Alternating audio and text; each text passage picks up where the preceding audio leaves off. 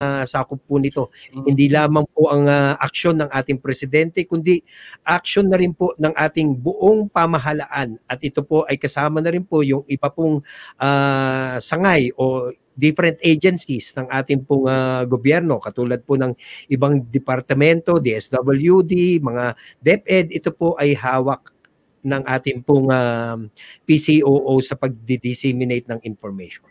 So ibig sabihin, yung si Secretary Martin Andanar, mukhang hindi rin masyadong nakakatulog ng mabuti dahil sa sobrang dami ng kanyang responsibilidad. Siguro, no? Yes po, ang dami po. Compared po dun sa presidential spokesperson, yun lamang pong ginagawa ng ating presidente. Yun po yung kanya pong tinututukan. Pero gusto kong tanungin, Rico, gusto kong tanungin, Piola, kamusta ka naman?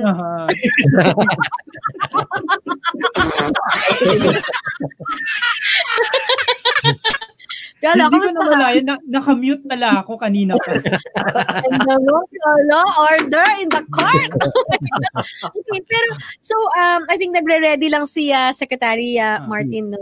And by the way, inimbitahan natin yung mga kabatas natin na mag-comment sa ating comment section at babasahin natin sa ating show. Okay, Basta Batas. Yeah. Yan. Hindi rin? Ayaw. Oo. Ayaw basahin, ayaw. Hindi, tanong ko lang din kay attorney, paano kung ito, halimbawa, sabihin ng isang presidente, di ko na feel magkaroon ng communications office, paano yun, attorney? Pwede ba yun? Pwede po, dahil ginawa lamang po itong press secretary office kung saan naipatayo o nagawa ito pong PCOO. Pwede niya rin pong gawin na tanggalin po yan sa pamamagitan na rin po ng isang memorandum o isa lamang pong executive order para sa ganon mawala po yung opisina pong yan. So ginawa po yan ng memorandum at saka executive order, pwede rin pong tanggalin sa pamamagitan rin po ng isang memorandum o executive order.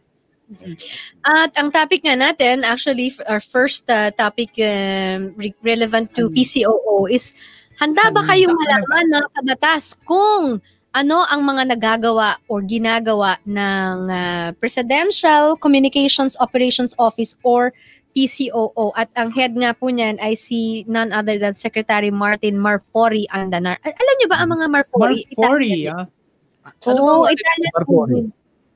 Ano, attorney? Ano ba ang ano nito? Parang background ng Marfori. Foreign ano foreign sounding eh. Malay ko.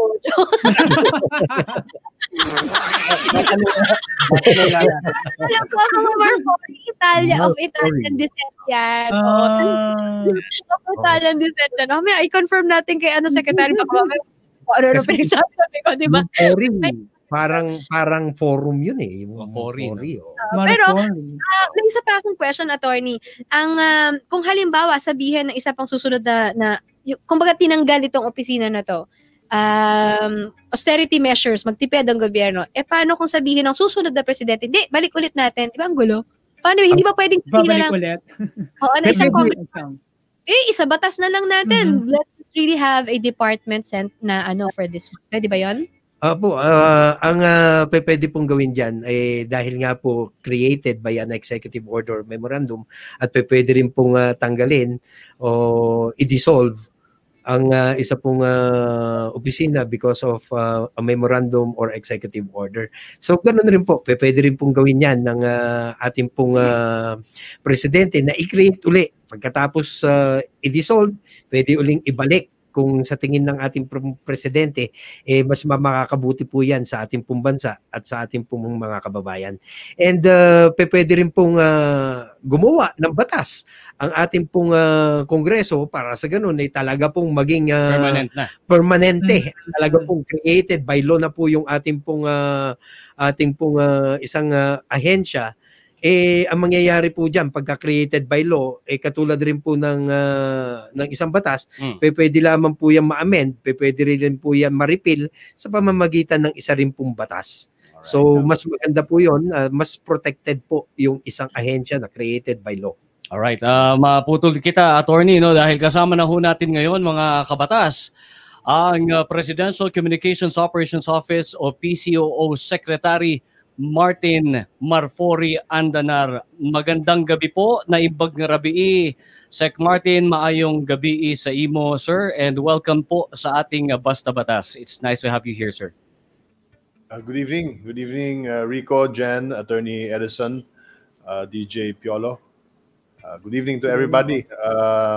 Sa lahat po na nakikinig ng Basta Batas at magandang gabi din po kay Sir Noel. Yeah, sir. Maraming salamat po for gracing us with your presence po ngayong gabi. Sec Martin, unang-una ho, kami po ay nagpapasalamat dahil dito po kayo at mula po sa amin sa mga media ho na nakikinig at nanonood ngayon maraming salamat po at ramdam ho namin ang inyong suporta sa larangan po ng industriyang pamamahayag at broadcast. At sir, unang tanong sir, kumusta na ho kayo ngayon and how are you doing? Well, ganun pa rin po. Kakatapos lang in fact ng aming strategic meeting for 2021. So we are already planning 2021, and we also reviewed the entire year of 2020, at least from January to November. At I was so surprised na kahit na merong pandemya, ay napakadami pa rin naming nagawa. In fact, nahit pa rin namin yung aming mga targets nung 2019, yung mga engagements, nahit pa rin natin. At malaki ang aking pasalamat sa kapisanan ng mga broadcaster ng Pilipinas dahil tayo nabigyan ng pagkakataon na makatrabaho ang KBP sa pamagitan ng laging handa. So, we are excited actually for 2021 and what this new year will bring for all of us here in the Philippines. Of course, we have to be optimistic. Siguro wala na sigurong bababa pa dito sa na-experience natin na pandemya ngayong 2020. Yes, sabi nga nila, when you hit rock bottom, the only way is to go up. Tayo very optimistic about this and what the year will give for the Filipino people, and of course tayo po naman sa PCOO ay nakalatag na yung ating mga plano for next year. All right. Sec Martin, sa mga kabataso natin nanonood at nakikinig nakangiti ho ako ngayon kasi dati ho kung hindi niyo na itatanong, ako po nag-co-host minsan sa network briefing ni Secretary Martin Andanar. At ngayon naman, ako naman ho nag-i-interview kay Secretary Martin Andanar. Maraming salamat for that opportunity. Pero, sir, kayo din po ang nag-head ngayon ng cabinet or the cabinet officer for the Regional Development and Security for Region 10 or yung CORDS 10 po. At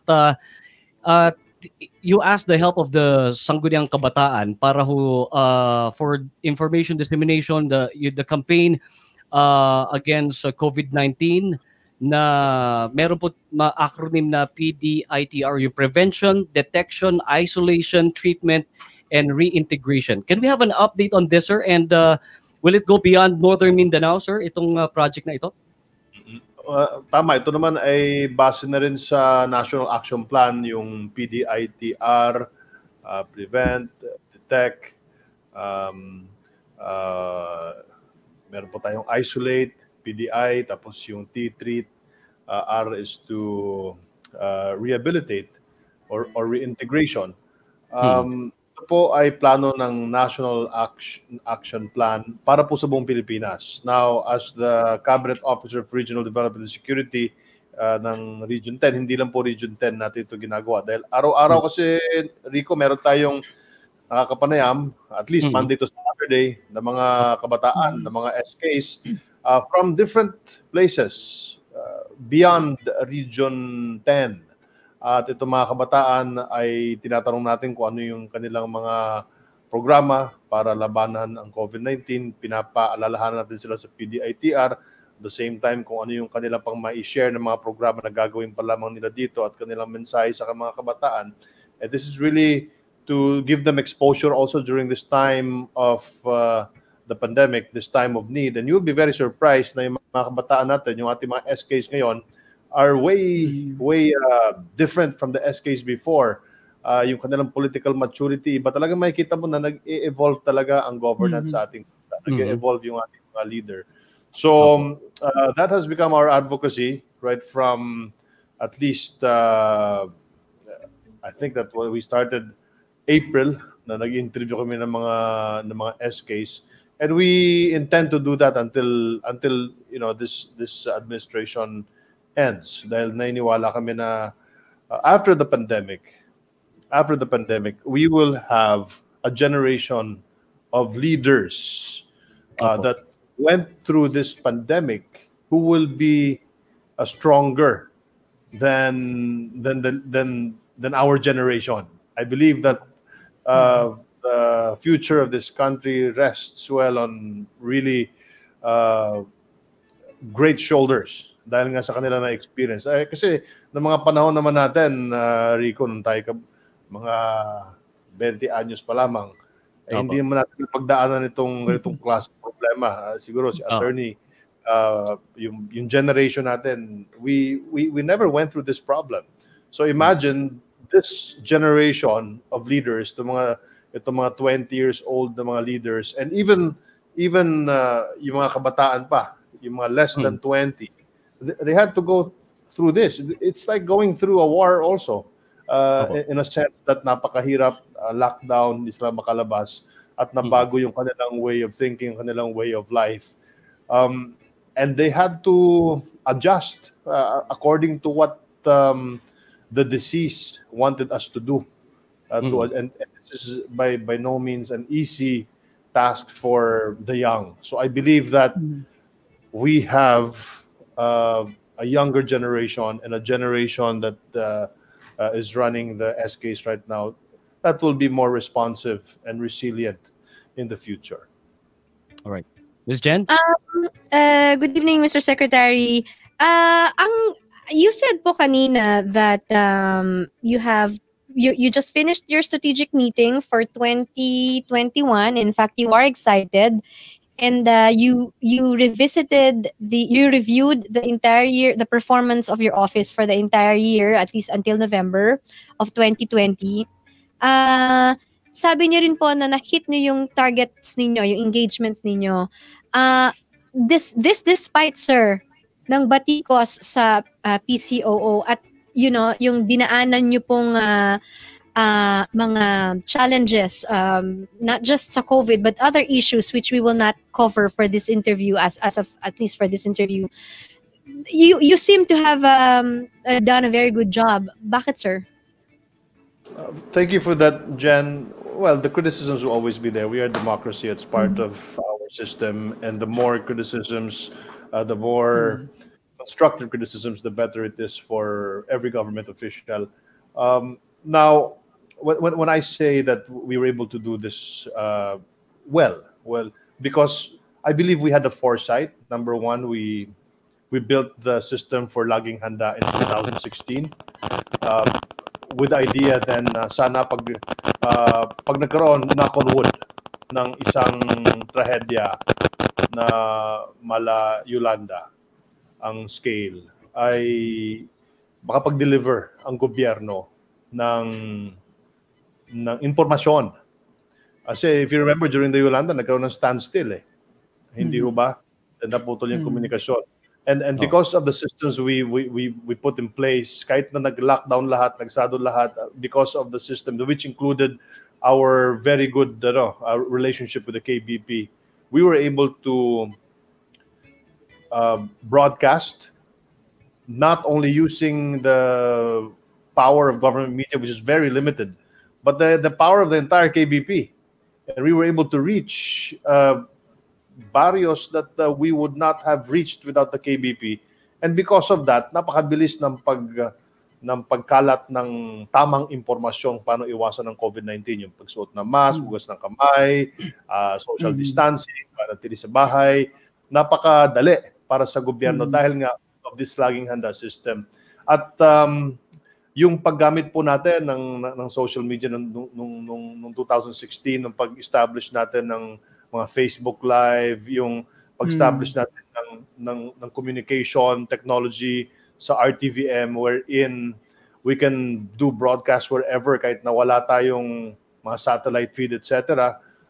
That really helped kasi kahit saan mag-broadcast si Presidente, kahit saan mag-meeting yung IATF, kahit ako mismo dito sa aking tahanan, I was right away turnkey solution, was able to deliver the news right from my home. Nung nagsabi na bawal na magpunta ng PTV, and even those mga kasamahan ko sa opisina, ganun din, because nasanay tayo, nagkaroon kami ng preparation, nagkaroon kami ng investments sa RTVM. At the same time, we were able to establish systems that were not in place before, like for example, the virtual presser, etc. So tuloy-tuloy media. And then, because of Laging Handa and because of our systems, our technology, we were able to still talk to the people, engage with the people that we wanted to engage in 2019. So for instance, I have even engaged with more local government unit chief executives this year than I have last year. Mas marami akong nakausap ng mga SKs this year than I have last year. Mas marami akong nabigyan ng mensahe, na-deliveran ng message this year than last year because we were ready to do this online. So I guess Jen, kaya mataas ang rating ni Presidente, ang acceptance rating ng publiko, I think 82% sa pag-solve ng problema sa COVID-19. Precisely because we are solving this from the standpoint of a whole-of-nation approach communications, wherein it's not only government, but we work well with private institutions like yours. Yeah, good evening, Secretary Andanar. This is DJ Piolo of Big Sound FM Kawayan. Secretary, sa dami ng naranasan or pinagdaanan nating disaster ngayong taong ito, andyan yung bagyo, andyan yung pagbaha, at andyan pa rin yung COVID. So, tanong ko lang, Secretary, handa ba ang Pinoy for the next disaster? I'm so sorry, Mr. Secretary. There seems to be a technical problem. Hindi naman tayo nahahack, di ba? There seems to be a technical problem. Ayusin lang natin ng konti yung audio. Baka okay na? Okay. This is what happened. Familiar dito sa Secretary. Live, we're live. Live tayo mga kabatas. Go ahead. Yes, once again, Secretary, sabi ko nga kanina, sa dami ng pinagdaanan natin ngayon na mga, of course, naranasan nating bagyo, andyan yung pagbaha, at eto pa rin, diyan pa rin yung pandemic. So tanong ko lang, Secretary, handa ba ang Pinoy for the next disaster? Alam mo, ang Pinoy naman, gasgas resilient. And we have been resilient ever since. Our country is the highway the highway 54 of typhoons. Hindi ho ba? At tayo na Pacific Ring of Fire, kakalindol tayo, dumadaan ng mga bagyo, dumadaan yung mga super typhoon dito. Every year, more than 18, 19, or 20 typhoons traverse our land. And every time na nangyayari yan, nakakabangon tayo mga Pilipino. Itong nagdaan ngayon na COVID-19, ito, wala na sigurong gagrabe pa dito in terms of pandemic. Yung dumaan sa atin na Yolanda, wala na sigurong gagrabe sa typhoon na yun. Pinakamalakas yun sa history ng mundo. At tayo naman din ay nakabangon. But what is really very important here is our experience dito sa Yolanda, dito sa pandemya. Dahil because of the governance of President Rodrigo Roa Duterte, nagkaroon tayo ng cabinet na napaka-solid. Cabinet na actually it's a war cabinet in a sense that talagang napaka-istrikto ng ating IATF sa pagpapatupad ng iba't ibang panuntunan para dito sa ating new normal. Now, this really is not easy. It's like going through a world war. Itong ating pinagdaanan, ang problema dito ay hindi natin nakikita yung ating kalaban. Kaya palagay ko, wala nang hihigit pa dito sa pandemya. So kung meron man, knock on wood, na darating pa in the future, we are more ready than we were last year or the year before. Sapagkat sa dami natin na pinagdaanan. For instance, itong mga nagdaan na bagyo, hindi ba, nalunod ulit yung Marikina. Diba? Tapos, ang ating mga kababayan sa Marikina ay nakabangon agad.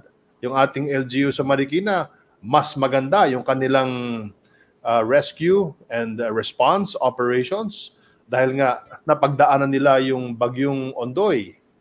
Hindi ba? So, lahat ng ito na pinagdaraanan natin ay merong naiiwang leksyon at aral para sa atin lahat. At ito naman ay nagiging institutional memory for the NDRRMC kung saan ay ina-adjust din nila ang kanilang mga estratehiya para sa mga ganitong klaseng sakuna. Again, we just had the earthquake drill in preparation for the big one. Now, knock on wood na mangyari ito dahil sinabi na nga ng mga dalubhasa na ilang mga gusali matutumba, etc. So, are we prepared for this? For the next calamity? No, we pray that there'd be no calamity or there'd be no disaster ahead of us. But we must prepare for the eventuality. And we must also keep in mind that the fear should not devour us, envelope us, that we stop doing the necessary things we do for progress. All right. Secretary, Mr. Secretary, kasama rin ho natin our former Vice Mayor of Baguio City, Attorney Edison Bilog, para sa next question natin. Yes po. Magandang gabi po, Mr. Secretary. Ang tanong natin, Sir, halos lahat po ng survey company o survey firm dito po sa Pilipinas, nagsasabi po talagang napakataas po talaga ng survey ng ating pong presidente. At sabi nga po nila, record-breaking daw po itong satisfaction rating ng ating pong presidente. Ang tanong po natin, Sir, pwede kayang ma-attribute itong success na ito ng ating presidente sa tagumpay o success na rin po ng inyong opisina na ilahad sa ating pong publiko, sa ating pong bayan, yung programa po ng ating pong presidente o ng ating pong gobyerno? Salamat sa tanong na yan, Attorney Vice. Kayo po naging politiko na rin at before at syempre nakakahiya naman na sabihin natin na sa atin to, no. We attribute this to the president, number one, dahil yung kanyang mga desisyon na ginawa ay desisyon na alam niyang gusto ng taong bayan. Secondly, we attribute this to the entire cabinet dahil hindi naman makakagalaw ang PCOO, bagamat ang PCOO ay ang Presidential Communications Operations Office platform ng buong gobyerno, hindi naman kami makakapagbigay ng impormasyon na tama kung hindi rin magtatrabaho yung aming mga kasamahan. So anong ibabalita natin na maganda kung walang magandang output yung ating mga kasamahan? So this is collegial effort. This is not just the PCOO. The PCOO is merely the platform para makapagsalita ang ating presidential spokesperson, is the platform na pwedeng gamitin ng DPWH, pwedeng gamitin ng DSWD, pwedeng gamitin ni Secretary Mark Villar para sa kanyang mga proyekto na ina-unveil. At the platform that the president can use, and the platform that every Filipino can be dependent on in times of crisis. For example, itong pandemya, itong mga bagyo, ito yung plataforma na magbibigay impormasyon sa ating mga kabayan. So, Attorney, this is an effort of the whole, hindi lang po sa PCOO. Thank you po. Collegiate effort, collective effort, yun ika nga. Yes. Secretary, we know you're very busy, and congratulations once again sa inyong Laging Handa program. Sana po yung ating mga kabatas matuto, makinig para laging handa, di ba? Last but not the least, I'd like to ask this controversial question, Mr. Secretary. Tatanggalin ko yung bed natin para medyo namnamin natin ng konti. Mr. Secretary, pakisabi nyo nga po ang totoo sa amin, sa ating mga kabatas, ano po ba talaga ang inyong height? Once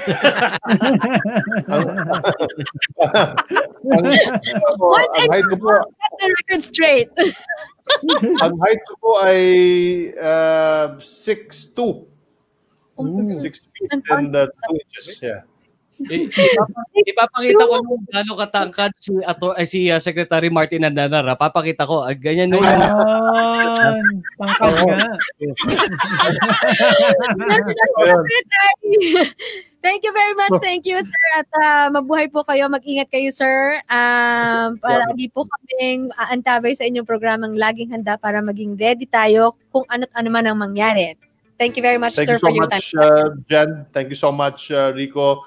Attorney Edison, DJ Piolo, and of course kay Boss Noel. Salamat po. Salamat po sa Basta Batas, Big Sound. Salamat po, mabuhay po kayo. And thank you so much for disseminating the information that the government gives you. Mabuhay po kayong lahat.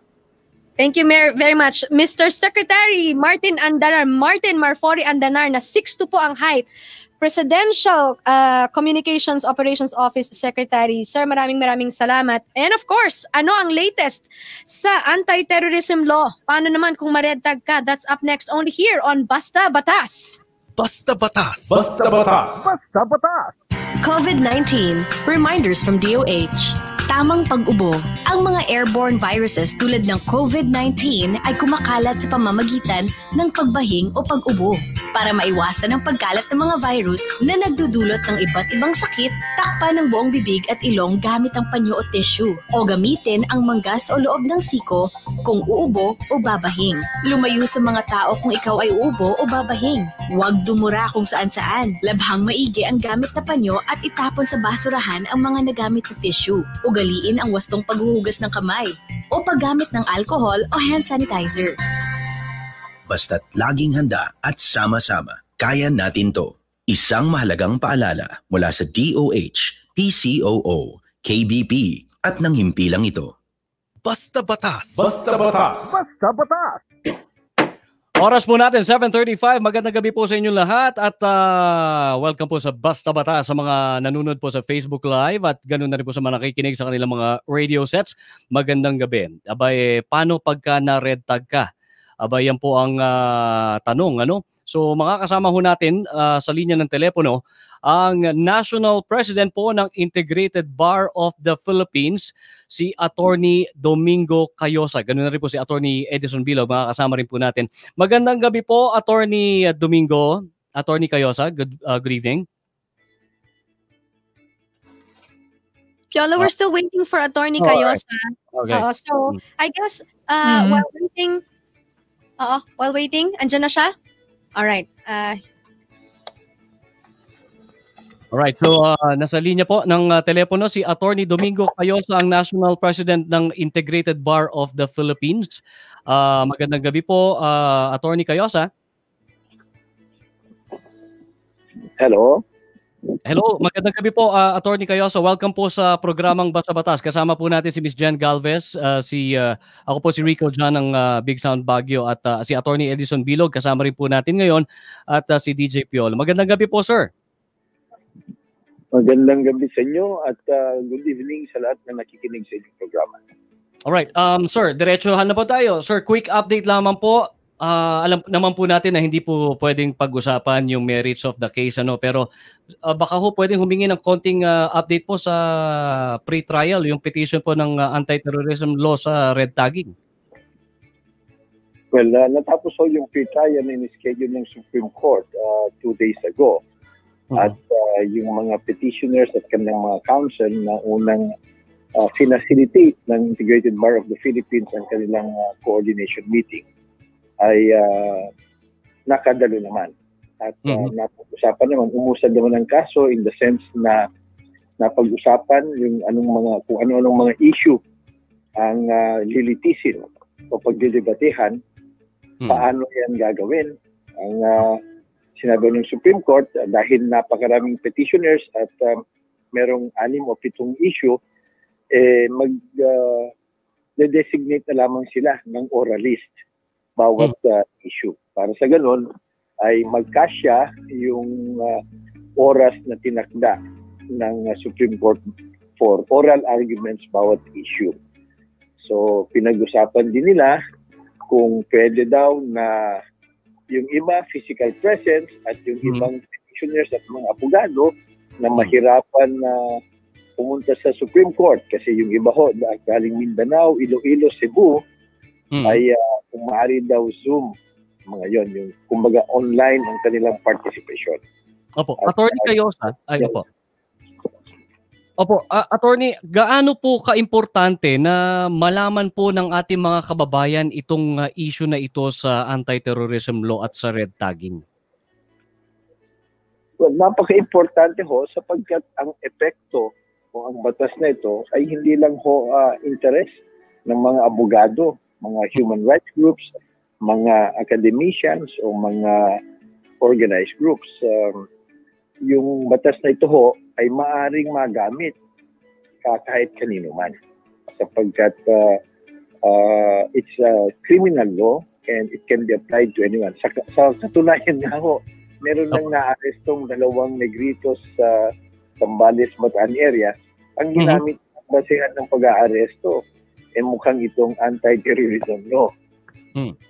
So, isipin ho natin yun, mga negritos. So, importante ho sapagkat may mga provision, number 1, na kine-question dahil daw it violates yung separation of powers. So, that's structure of government that affects all of us. At more importantly, yung definition kung ano yung terrorist act or terrorism, vague daw at saka masyadong general na kumbaga nakalagay isunod any act. So yung pangamba ng marami na baka yung ibang mga act kahit hindi krimen, basta na-link yan dun sa pagkukontra sa gobyerno o pananakit o kaya pagsira ng ari-arian ay maaring sa tingin ng law enforcer terorista ka na. At imbes na ikaw ay tigilan o arrestin under ordinary laws, ito ang gagamitin para authorize silang i-detain ka o ikulong ka for not more than 20 days na hindi pwedeng tumakbo sa mga korte. So, it can apply to anyone. Kaya importante na naiintindihan at nalalaman ng taong bayan ang developments dito at ano yung mga issues. Alright. Attorney Cayosa, paano na ang isang ordinaryong Juan de la Cruz? Paano nang gagawin niya kapag siya mismo ang na-red tag? Kapariso na nasabi niyo na baka pwedeng konting sa under the local ordinance o local law, ma-red tag naman sila. Ano po ang gagawin ng isang Juan de la Cruz kapag sila po ay na-red tag? Well, iba ho naman yung red tag. Yung wala namang specific batas that criminalizes red tagging. Kaya alam ko, that will be covered by the general provisions ng human relations sa ating civil code na hindi ka pwedeng mang-api in your relations with others. Kung wala ka namang kasihan, hindi rin tama na mag-akusa ka o mag-label ka sa mga tao dahil lang kontra mo sila o kaya progresibo o kaya hindi salungat sa iyong kaisipan ang kanilang sinasabi. So, pag may danyos yan, you will be under the civil code also liable for damages. Pangalawa, kung ikaw ay public official, pwede rin kong palabasin yan na operation. Kung walang basihan yung lagi mo, operation tending to oppress the victim yung ginarentag mo para pahirapan siya, put him in danger, maaaring anti-graft din yan. Pwede rin kong makasuhan administratively yung government official concerned kung siyang nag-red tag sapagkat that could be considered unethical conduct by a public officer. Alright. Kasama ho natin si Attorney Edison Bilog at may katanungan din po sa inyo, Attorney Cayosa. Yes po.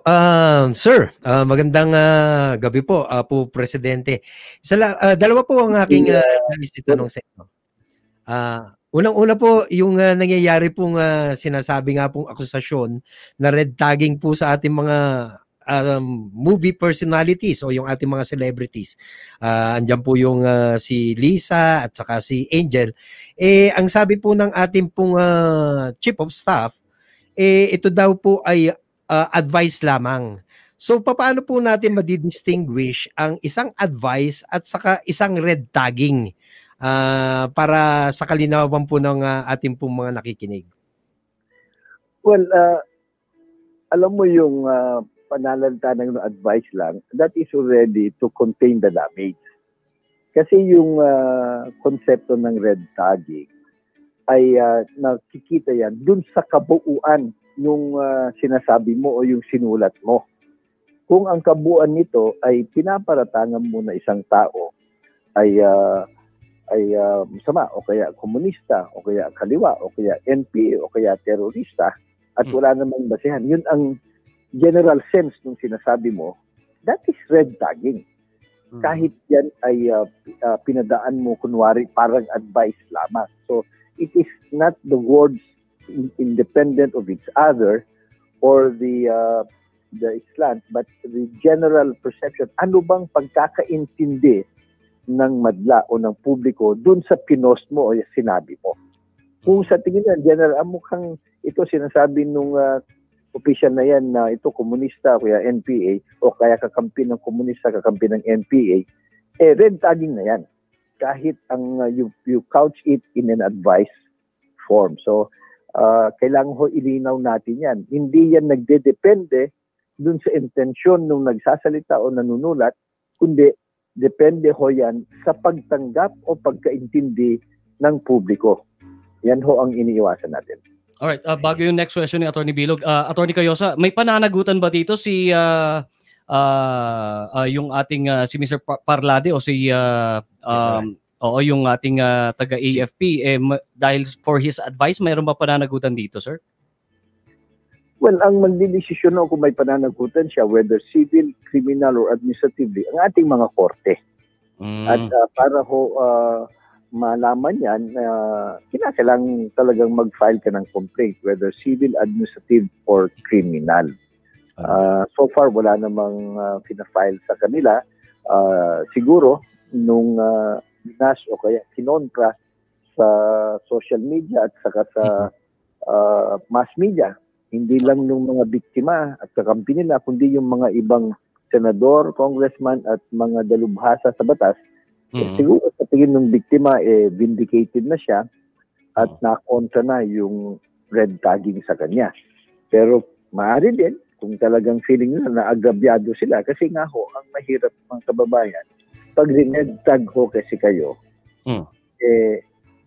pwede ho kasi meron ding mga ibang kababayan natin o yung mga armado o kakampi ng gobyerno na they might take the law into their own hands or it might incite them to do something to act on that red tagging. Halimbawa, ibabas ka sa social media o baka nga pagtangkahan ka pang saktan o patayin. At nangyayari ho yan kasi meron tayong unfortunate incidents na kung saan bago pinatay yung tao, bago sinaktan, na-red tag nila. So, yun ho ang iniiwasan natin sa red tagging. Kasi hindi natin nakokontrol kung ano ang reaksyon ng ating mga kababayan dun sa mga paratang o yung insinuasyon na binibitawan natin. Alright, okay. Okay. Sir, isa pa hong tanong. Ito naman po, tungkol naman po sa ating pong mga kabaro o mga miyembro po natin sa IBP IBP Association po natin. Ang tanong ko po, sir, kasi nabalita isang judge binaril, mga abogado pinapatay. Sir, baka pwede ho kayo magbigay ng updates. Unang-una po tungkol po dito sa isang abogado na dito po sa South na kung saan pinatay po ang ating pong panyero. At pangalawa, updates rin po kung ano po ang ginagawa ng ating pong IBP para po dito po sa mga patayan na nangyayari po na ang mga nabibiktima ay ang ating pong mga miyembro ng IBP o mga abogado. Mabutit natanong mo yan, Panyero, at salamat, no? Kasi kung matatandaan ho natin, nung mga nakaraang taon, pag may pinapatay na juez, fiscal o abogado, parati na lang ho ang nangyayari. Public statement, media statement ng IBP o yung mga kagrupo nung, kumbaga, indignation, public statement. Ngayon ho, ay we go beyond yung outrage o condemnation. Meron na ho yung IBP, binuo natin nung ako'y naging presidente, binuo natin ang Memorandum of Agreement with PNP, AFP at soon to be NBI. Ito ho yung mga law enforcement and security and investigation agencies ng government. Para sa ganun, kung meron impending o kaya na nababalitaan o kaya nangyaring violence against lawyers, kaagad may hotline ang IBP President at saka yung mga hepe ng mga ahensya nila. Pangalawa, nag-exchange kami ng information para maiwasan o kaya ma-resolve yung kaso. Pangatlo, pumapayag yung mga ahensya na yan na tulungan i-train yung mga abogado sa personal security, including the use of their facilities. At pang-apat, meron ho tayong binuo na parang incentive and support system para dun ho sa mga witnesses na kinakailangan para ma-identify, ma-prosecute at makulong yung mga salarin. So, meron na ho tayong sistema. Kaya nga, nakikita natin yung effect. Halimbawa ho dun sa Palawan, kaagad nag-exchange information kami ng PNP, yung ating chapter president at yung task force na binuo niya consisting of veteran fiscals na retired. Nakipag-ugnayan din sa provincial director. We exchange information electronically, very quickly. At kaya naman within 1 week, natukoy yung mga suspects, na-aresto sila at nakasuhan. Yan ang importante, na imbes na mag-away-away, magtuturuan muna, mag-usap tayo quietly in coordination with the family at mas mabilis yung resulta. So, ganun ho ang ginagawa. Meron na tayong lawyer security program consisting of this mga aspeto. So, there's a proactive portion, there's a prevention portion, there is training, exchange of information, hotline, at saka yung coordination. So, bakit lahat ng security agencies? Kasi ho, kung minsan, hindi na naiwasan yung pamilya, pinagsususpetyan yung isa, so kaya pupunta tayo dun sa iba na hindi pinagsususpetyan. At karamihan ho naman, meron tayong ganito, mas malaki ang tsansa na may resulta. Kasi ho, nabibingi na ho ang taong bayan, mga kapatid nating abogado, dun sa mga statements of condemnation. Kung minsan, pinapalitan na lang pangalan sa kapetsa, pare-pareho sinasabi ng IP. Ngayon, hindi na ho. Maliban dyan, meron ho tayong ginagawa. Meron din ho dyan kasama yung protection sa pamilya through direct linkages with the security forces. So, ito na ho yung leveling up ng ating programa to help our brother lawyers. Of course, ang pinaka-importante pa rin ho dito, yung mas malawakang kampanya natin na Justice Bilis. Kasi kahit anong gagawin natin, kahit nahuli natin yan, kung yung kaso nabibimbing at matagal bago ma-resolve at maparusahan yung may sala, nawawalan ng bilib yung taong bayan. Nawawalan ng takot yung kriminal. So, Justice Bilis. Yung Justice Bilis. At yan, malaki ang role ng bawat abogadong Pilipino. Alright. Sir, Attorney Cayosa, asahan niyo po ang Vanguard Radio Network sa Big Sound FM at Big Radio ay nais pong ipaalam sa inyo na lalong-lalo na ho sa programang ito, Basta Batas, ay tutulong po sa pag-spread po ng information nyo sa mga updates po regarding po dito sa anti-terror bill at saka yung mga kaso po na namatay pong mga abogado at mga kasama nyo po. Ano po? Well, maraming salamat ho at sana patuloy ang ating ugnayan at pagtulungan para sa bayan. Alright. Maraming salamat po, Attorney Domingo Cayosa, at ingat po kayo at kumusta po sa lahat ng inyong mga kasama. Maraming salamat. Mabuhay po tayong lahat. Alright. Attorney Domingo Cayosa, ang IBP President po ng Pilipinas, Integrated Bar of the Philippines. Up next, nako, sustento ng ama sa anak, naglahong parang bula. May batas bang tatakbuhan si Mrs.? Coming up on Basta Batas. Basta Batas. Basta Batas. Basta Batas. 100.5 Big Sound FM Tuguegarao City, 95.3 Big Sound FM Kawayan City, Isabela, 101.3 Big Sound FM Solano, Nueva Vizcaya, 95.9 Big Sound FM Baguio City, 105.5 Big Sound FM San Fernando City, La Union, 88.7 Big Radio Tagbilaran City, Bohol, 98.5 Big Radio Lipa, Batangas, 1188 DZXO AM Cabanatuan City, Nueva Ecija, and 1395 DWMG AM Solano, Nueva Vizcaya. Basta Batas. Basta Batas. Basta Batas. Good news! Ang inaabangan mong programa tuwing Sabado ay nagbago na. Nagbago na? Oo! Ang Basta Batas ay mapapakinggan na sa mas maagang time slot. Simula alas 7 hanggang alas 8 ng gabi. Sa wakas, alas 7 na ng gabi ang Basta Batas. Oo! Alas 7 na ng gabi ang Basta Batas. Tuwing Sabado, ang Basta Batas ay mapapakinggan sa Big Sound FM, Big Radio, 1188 DZXO AM, 1395 DWMG AM at mapapanood sa YouTube at Facebook tuwing Sabado, alas 7 ng gabi. Basta Batas. Basta Batas. Basta Batas. Basta Batas. Basta Batas. Basta Batas. Kaibigan, may problema ka ba sa batas? Yeah, that's right, mga kaibigan, mga kabatas. May problema ka ba sa batas? Siyempre, kasama pa rin natin si DJ Rico Jan of Big Sound FM Baguio City. And of course, Miss Jen Galvez, ating Mandaluyong studio.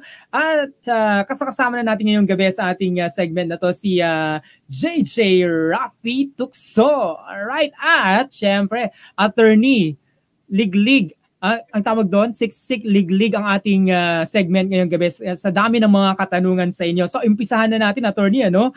Ang sabi dito, attorney, prescripted period po ba or may prescripted period po ba ang panotaryo na salaysay? Kung meron po, ilang buwan o taon? Thank you po.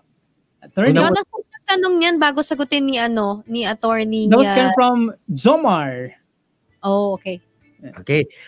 Unang-una po, yan pong sinasabi po nilang ninotaryuhang salaysay, yan po yung tinatawag natin sa English na affidavit.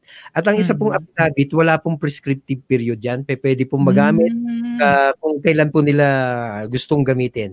At of course, pero pagka gagamitin nyo po yung affidavit complaint sa isang criminal case, kinakailangan yan po ay maisampa bago po mag-prescribe yung offense o yung crime na tinatawag po natin. At kung ang iba naman po ay yung affidavit ay gagamitin nyo po dahil requirements po ng isang ahensya, minsan po nababago po yung provision ng batas at yun po, doon lamang po babaguhin yung affidavit na yon. Pero generally, wala pong prescriptive period po ang isang affidavit o sinumpaang salaysay. Alright. Okay, ito naman galing kay Rina. Ang sabi dito, attorney, paano po kung ex-convict, pwede po bang linisin sa NBI ang name kapag wala ng pending case? Unang-una po, pagka sinabi po kasi, katulad po na sinabi po natin noong nakaraang linggo, ang sabi po natin, ang ex-convict, generally, ang ibig pong sabihin yan, ay convicted ka na sa krimen. So, ex nga, ibig sabihin, dahil na-convict ka, nakulong ka, tapos lumabas ka, so yan yung tinatawag nating ex-convict. At dahil ikaw po ay convicted na, yan po ay mag-a-appear hanggang-hangga dahil yan nga po ay meron ng desisyon ang korte. Pero kung ikaw po ay nakulong lamang dahil ikaw po ay detained o preventive detention lamang, ibig sabihin wala pa hong conviction o hindi pa sinasabi na ikaw ay guilty, ang mangyayari po dyan, pwede nyo pong linisin yon at ang gagawin nyo, i-forward nyo lamang po yung decision ng korte sa, sabihin na po natin, sa NBI at ipakita nyo po doon na ito pong kasong ito ay kayo po ay na-acquit o napawalang sala o di kaya na-dismiss o yung sabi nga po sa Ilocano nawaswas na po yung kaso. At attorney, paano naman kung kung yung ex mo? Pagka ex, Kaya may susunod sa alphabetical na Y. So, ibig sabihin, yung X, dapat X na, sumunod ka na sa Y.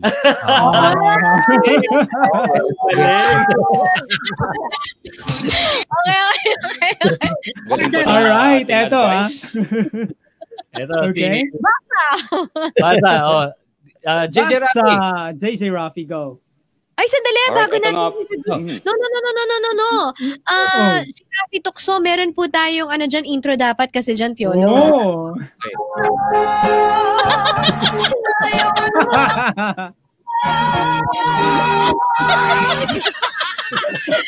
Lumayo ka daw. Ma'am, sasayaw na po ako eh.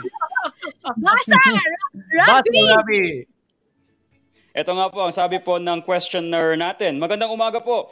Gusto ko lang po malaman about sa karapatan o mga heirlooms na naiwan ng aming magulang sa amin. Parehas na po silang namayapa at may naiwan po silang bahay at lupa sa aming magkakapatid. Yung OFW kong kapatid ay naipagawa ang aming bahay na naiwan at meron din po siyang sariling bahay at lupa na malapit sa amin.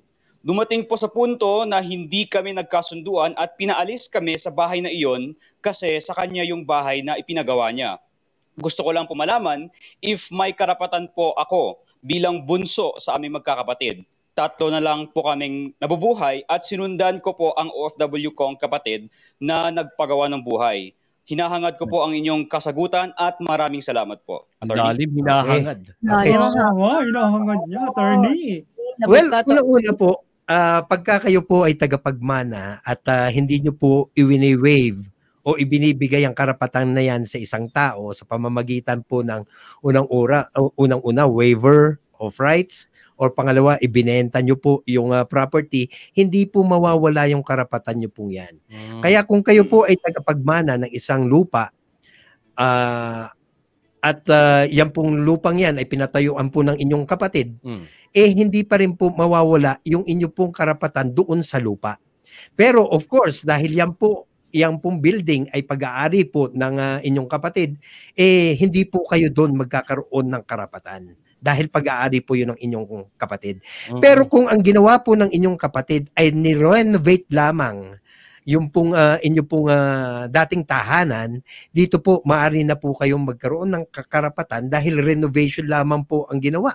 So yung dati nyo pong karapatan doon sa bahay nyo, nandoon pa rin at hindi mawawala. Pero kung ang ginawa po dyan, dinimolish yung bahay, tapos ang nangyari, pinatayo ng inyong kapatid at pinalagay po sa kanyang pangalan sa pamamagitan ng isang tax declaration o di kaya po isang kasulatan na talaga pong sa kanya na po yun, ang mangyayari po dyan, doon po sa building na yon, wala na po kayong karapatan. Pero doon sa lupa, meron pa rin po kayong karapatan at pwede nyo pa rin habulin yung inyo pong tinatawag na mana doon po sa inyo pong kapatid. Yan malinaw Order yan. Okay, next question. Piolo. Next. Okay, sabi ni Neshley Lin. Alright, magtatanong lang po sana ako kung ano po ang ibig sabihin ng, okay, tama po ba ito, attorney? In view of the foregoing, the plaintiff ex parte sa motion for execution of judgment and withdrawal of supersedes bond is hereby withdrawn. Tama po ba yan, attorney? Yes po, tama po yan. Yan po ay provision ng isa pong laging decision ng korte. Yan po nakalagay nga po dyan, in view of the foregoing, ibig sabihin, dahil po sa isang ginawa o isang rason na nandun po sa decision, ang mangyayari po doon, ginagrant ng judge yun. So ano po nangyari po dyan sa kasong yan? Ang nangyari po dyan, maaari ang nangyari po dyan sa kasong yan ay unang-una, nag-file po itong kanila pong abogado na mabigyan po sila ng pagkakataon na i-present po nila ng walang kalaban o hindi kahit wala po doon yung kabilang parte, may present po nila yung kanila pong kaso. At dahil po doon, nag-file po sila ng motion, pero ang nangyari po dyan marahil ay i-withdraw po nila yung motion na yon. At dahil na-withdraw po yung motion na yon, ang gagawin po ng korte, papayagan pong may i-withdraw yon at ang sasabihin nga po niya, yung pong motion na yon, considered withdrawn. At pangalawa po, yung supersedes ban naman po yan dahil may mga iba pong kaso na pagka binigyan po ng desisyon, ang mangyayari po dyan, magpapile ka ng bond o yung tinatawag nating parang ano ba sa Tagalog yun? Yung sinasabi po nating kaya mo yan, attorney, kaya mo yan. Oo. Yung bond po o yung sinasabi po natin parang katumbas na pera para sa ganun pagka sakasakali may damages na mangyari, ito pong perang ito yung po ang gagamitin na pambayad po doon sa mga damages na yon. So ang nangyari po diyan dahil nga po nag-file po siya doon ng damages ng bond na yon. So ang mangyayari dapat sana nandun pa yon pero pwede mo po yung mai-withdraw kung ikaw po ay magpa-file ng motion. Ayun. Pero dahil nga po, dahil sa katulad po na sinabi ko po sa inyo, winidraw po yung motion na yon. So, ang mangyayari doon sa motion na yon na sinabi nyo po, considered withdrawn. At dahil po doon, yung supersedes bond o yung bond na ipinail nito pong winning party, ang mangyayari po dyan, nandoon at nandoon pa rin, hindi po maiwi-withdraw yung perang yon nito pong winning party.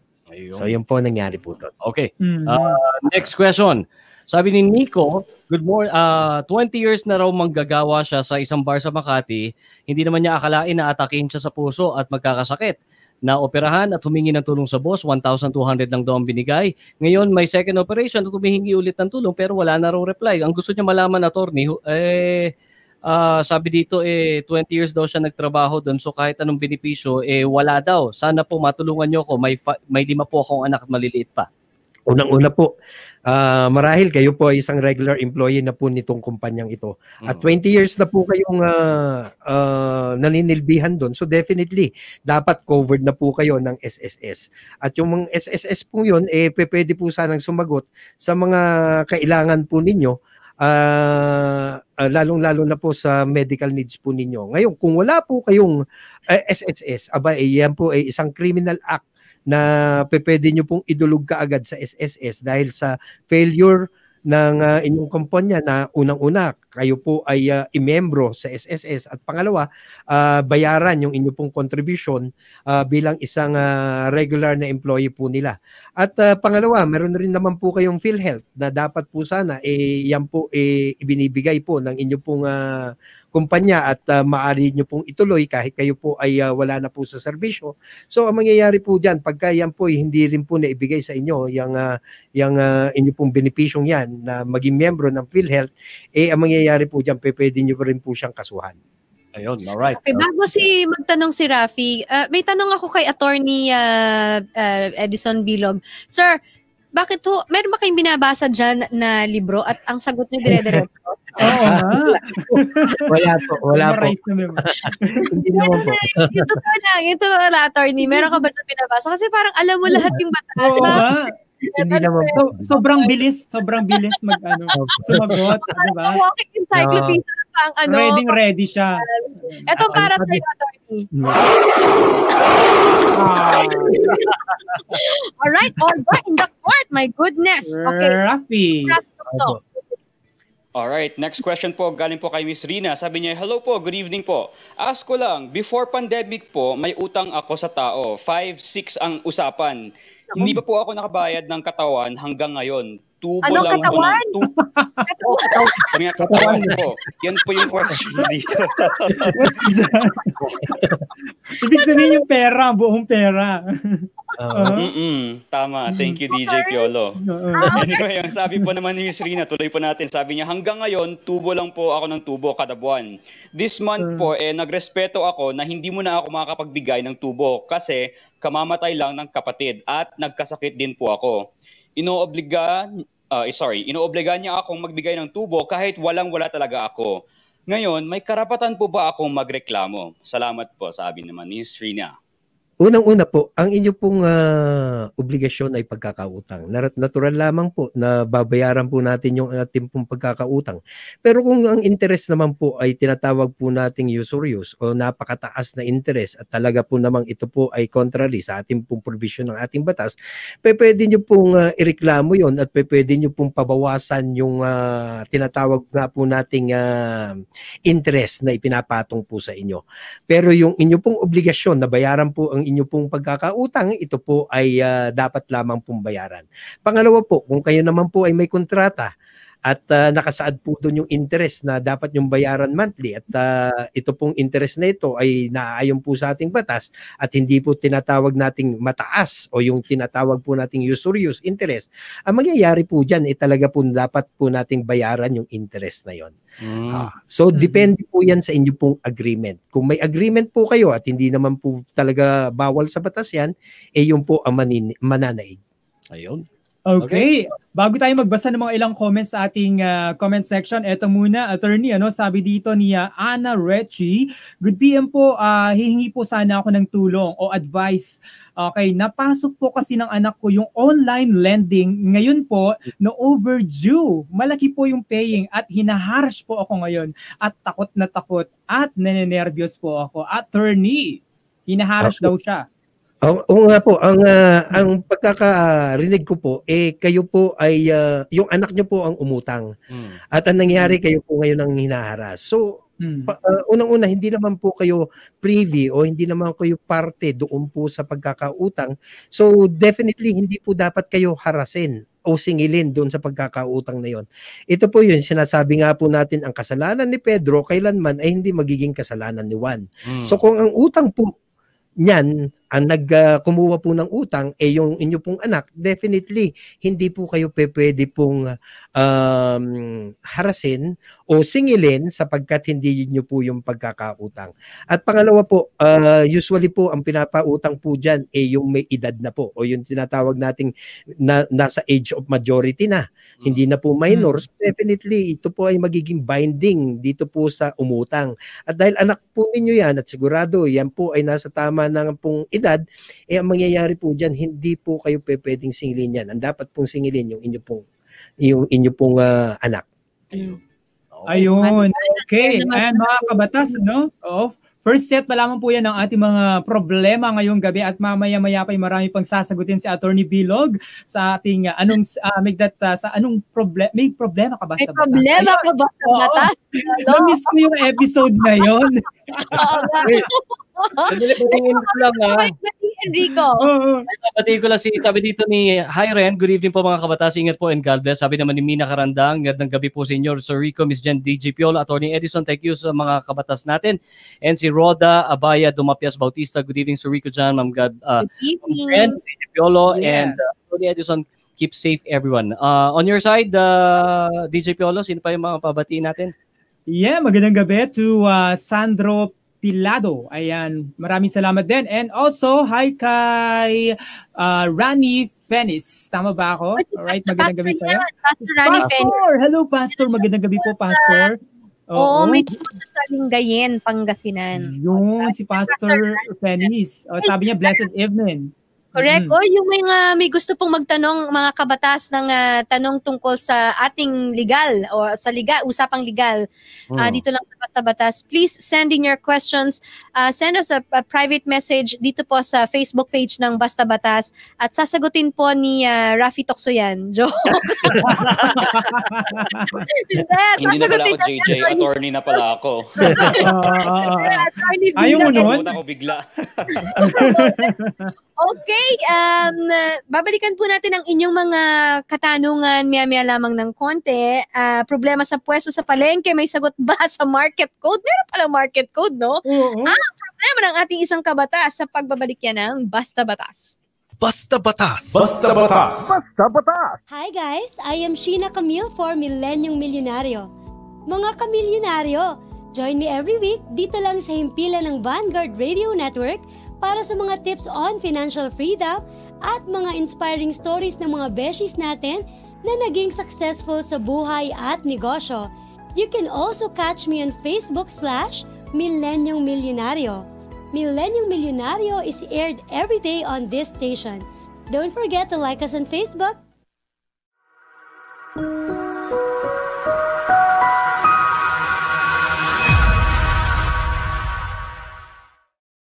Radio Network na nagbibigay pugay sa bawat Pilipino. Sa gitna ng matinding krisis na hinaharap na pagsubok. Oo, ang inyong loob. Na malampasan natin ito Kayo ang nagbibigay ng inspirasyon sa amin. Patuloy ang paglilingkod sa publiko upang maghatid ng saya kung pinabalot ng lungkot. Linaw kung nalalabuan sa mga balita. At dagdag kaalaman kung ito ay kulang sa loob ng 59 na taon. Kasama niyo po ang Vanguard Radio Network. Sa hirap at ginhawa. Sa makabuluhang kasaysayan ng ating lalawigan at ng ating bansa. Ngayon, higit pa man, walang iwanan. Sabay-sabay tayong babangon. Lahat ay magtutulungan. Mula sa Vanguard Radio Network, taus-puso po kaming patuloy na maglilingkod para sa mahal naming Pilipino. Para sa inyo, kami ay palaging nandito. Saludo kami sa inyo.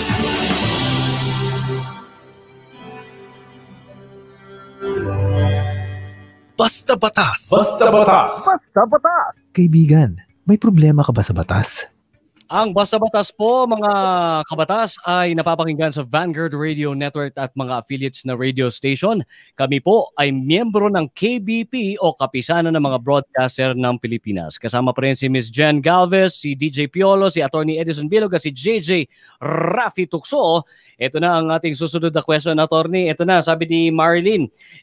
Hello po, malaki po ang problema naming magtitinda sa public market. Isa po akong dry goods seller at may pwesto akong nabili sa dating may-ari na halos 500,000. 8 to 9 years na po akong nagtitinda at nagpapatuloy sa permit mula nung nabili ko. Ngayon po, naisangla at napagamit ko sa iba ng mahigit 1 taon dahil kinailangan ko po yung pera.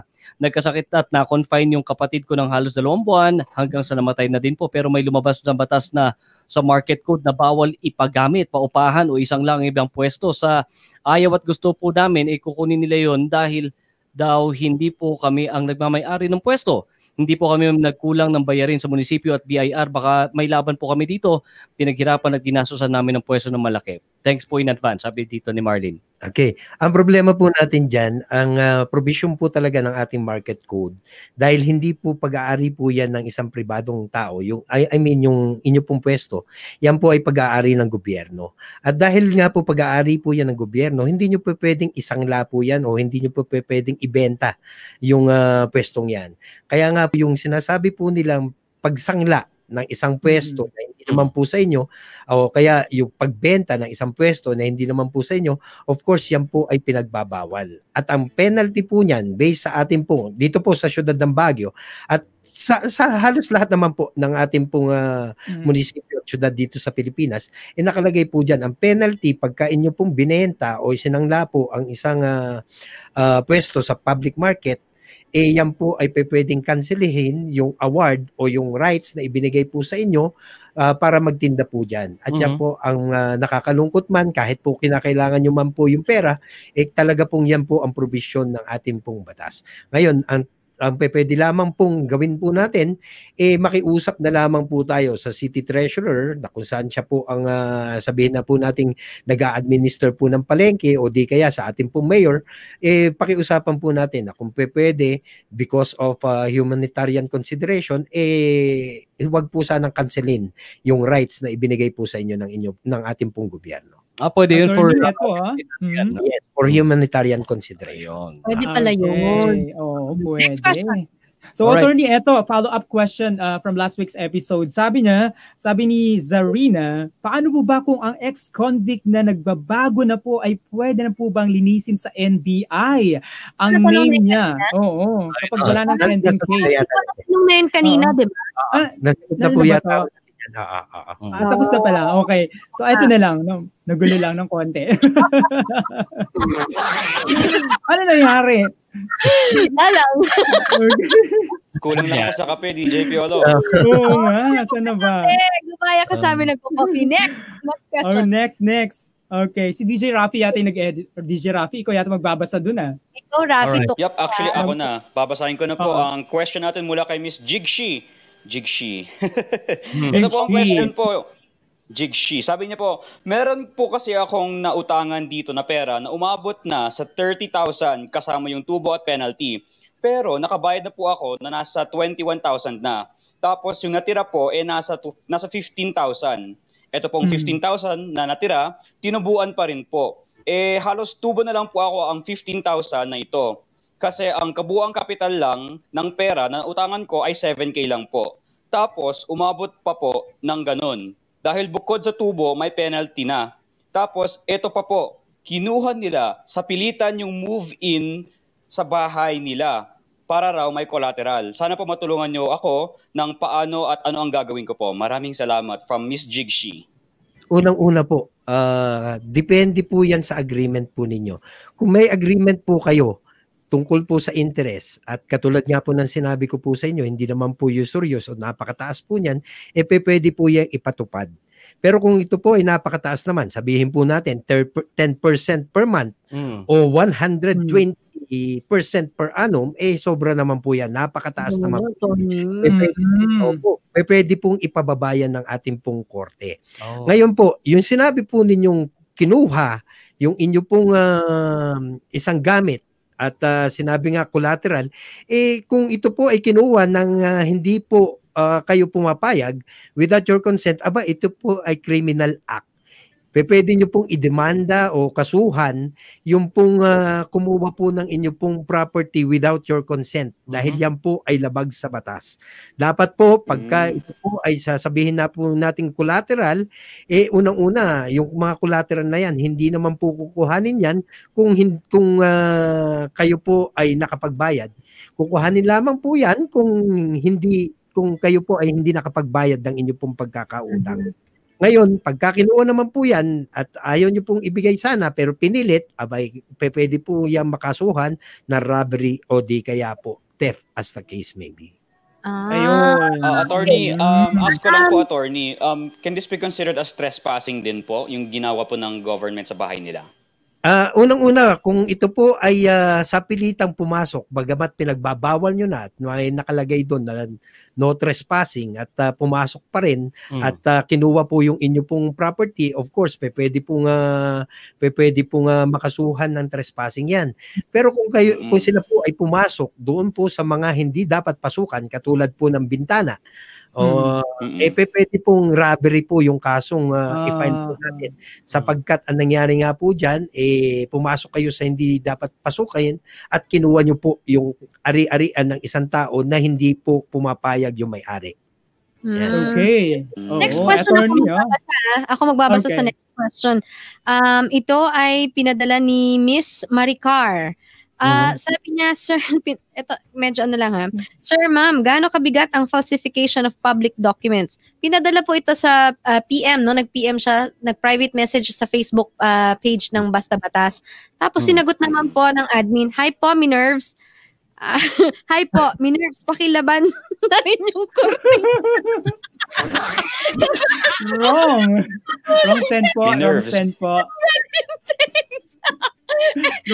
po. Wrong send. Pero ano kabigat ang falsification of public documents, attorney? Unang-una po, yan po ay criminal action. At kung kayo po ay napatunayan na nag-violate nitong criminal act na ito, na finalsify nyo po ang isang public document, kayo po ay maaaring may kulong ng hindi po lalampas na 6 na taon. At dahil doon, pwede naman po kayo mag-probation. Ngayon po, kung kayo naman po, itong falsification of public document ay ginamit nyo naman po para manloko ng tao, yung tinatawag po nating estafa through falsification of public document, mas matindi po ang penalty. At maaari po yung tumaas ng 6 years hanggang 12 years as the case may be. Depende po sa nature at saka yung halaga ng estafang nakumit. So yun po, talaga pong medyo matindi po itong falsification of public document at estafa through falsification of public document dahil ang mangyayari kung kayo po ay nag-violate, kulong ang bagsak. Yun po. Okay.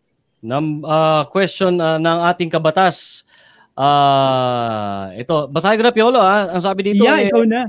Lagi niya po kasi sinasabing kahit daanin pa raw sa legal, hindi daw po i-award sa magulang ko ang bahay at lupa dahil siya daw po ang nagbayad sa NHA.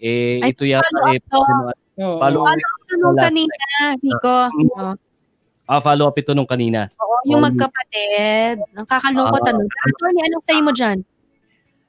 Ang sinasabi po nila, hindi po ibibigay sa kanyang mga magulang dahil ang nangyari, siya ang nagbayad. Oo, hindi raw ibibigay yung bahay ng magulang dun sa kapatid dahil yung kapatid daw na isa ang nagbayad ng sa NHA.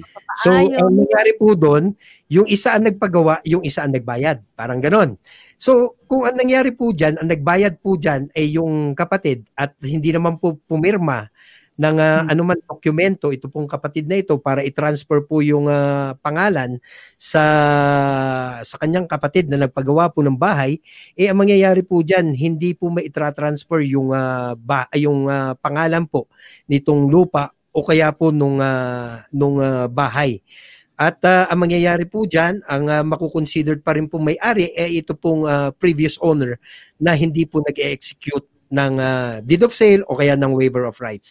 Maaari lamang pong makuha nung bagong may-ari o yung bagong nagpatayo ng bahay, yung lupa o kaya yung karapatan dyan sa lupang yan, kung ito po ay mayroong waiver of rights o mayroong pong tinatawag po nating deed of sale. Okay. Hey, Sender 12. Of course, kabatas number 12. Sino to? Si Jessica Pacheco. Alright, sabi niya, good evening po, hiwalay na po kami ng ama ng anak ko since 2014. Nag-Saudi po siya pero nagpapadala naman siya ng pagsusustento na umaabot ng 4K hanggang sa tumigil na noong June 2018. Sabi niya, pero 2018 hanggang November 2019, bumili siya ng gamit para sa mga anak ko. Nagbigay din ng 500 at 1K, sabi dito. And may time din na, ayun, sige. So ang tinatanong niya is attorney, shortcut lang natin, ano? Sustento nung anak. Saan po pwede bang mag-apply sa mga ganito, attorney? Unang-una po, pwede po kayong mag-file ng kaso. Dalawa pong pwede nyo may file na kaso dyan.